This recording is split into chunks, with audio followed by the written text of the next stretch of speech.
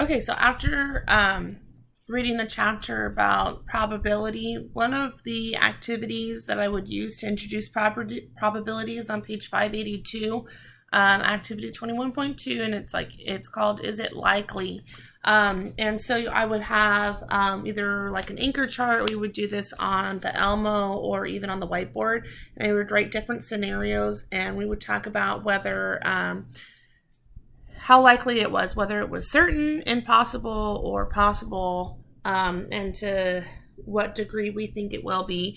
Some examples of like it will rain tomorrow, or the sun will rise in the morning. There will be an earthquake. You will be sleeping by 10 p.m. Just different stuff like that. I would try to connect it with whatever I could into the students' lives. So, or stuff that we were doing in the classroom. And then we would just talk about it, figure out why, have everybody kind of vote what they think, talk about it, what it means for it to be certain that it absolutely is going to happen, that it's impossible, it can't happen, or being possible, might happen, but not sure. So we would go over that. Another one was on page 583 that I liked. It's race to 10, activity 21.5. This one is just doing probability with the spinners. And I would start with that because it's a visual representation. I wouldn't quite do it exactly like it says in there. I would just have a variety of spinners with different colors and different probabilities of getting each color and just kind of talking about it. I would probably do it as a small group activity to get the kids working together and kind of talk about it and manipulate the spinners and go from there. Two ways that I would implement technology in my classroom to teach it is, for one, web quest. So I found a lot of different web quests about probability that the students can do on their own. And incorporate the technology side of it. This is one of them, the grandstand probability.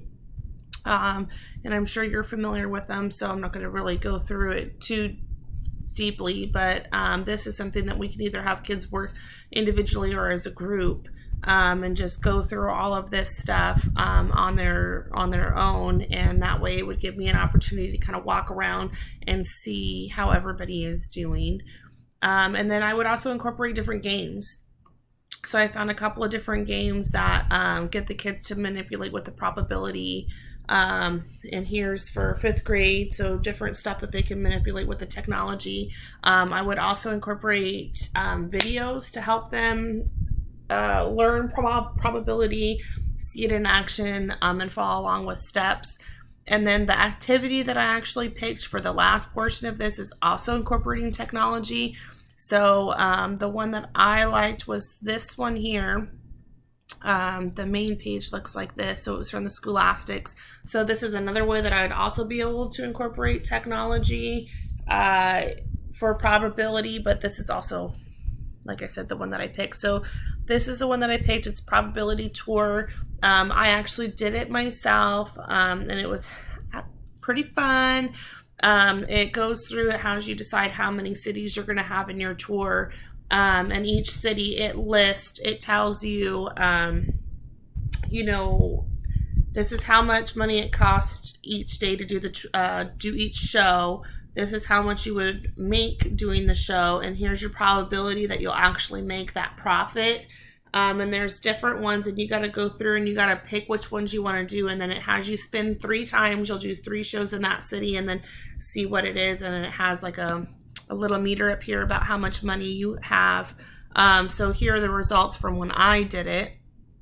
And after you did each city, what it did was it prompted you with a question, a probability question. So it could have been like, hey, your band member wants to know, how likely it is that when he's having a snack, he'll be able to grab a green grape from a bowl that has, X amount of purple, X amount of red, and X amount of black. And it gives you it's a multiple choice question. And those are also worth money. 4-year thing. So it starts out with $400. If you get it wrong, it goes down to $200. So it's another way. And then, so at the end here, it kind of breaks down all the different cities you went to, what your profit was, what the probability told you it was going to be, and then the actual success that you had for each of your 3 spins. And then it talks about, it has you, if you want to improve your score, to review some of these questions to kind of get you into a deeper thought about probability and what you could have done differently. And so it was really fun. I think that it would be a really good motivator for students, because I can imagine them wanting to try to, get over to this epic scale over here, and just trying out different things. Like I tried out a couple of different ones that had a lower probability, but that the profit was higher.